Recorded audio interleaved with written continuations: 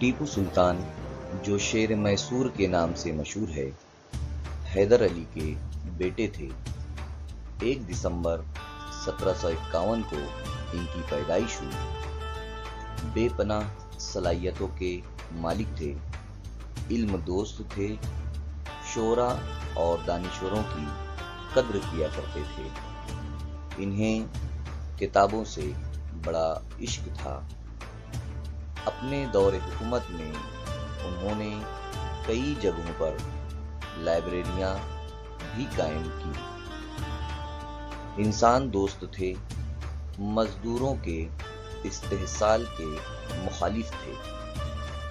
اپنے والد کے انتقال کے بعد وہ میسور کے تخت پر بیٹھے۔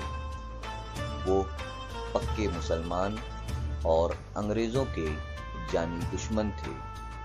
انہوں نے اپنی سلطنت کا انتظام بہتر طریقے سے سنبھالا۔ ٹیپو سلطان نے میسور کی دوسری، تیسری اور چوتھی جنگ میں حصہ لیا۔ چوتھی جنگ میں انگریزوں سے لڑتے ہوئے 4 مئی 1799 میں سرنگا پٹم میں بہادری سے لڑتے ہوئے وہ شہید ہو گئے۔ ان کا مشہور قول تھا کہ شیر کی 1 دن کی زندگی گیدڑ کی 100 سالہ زندگی سے بہتر ہے۔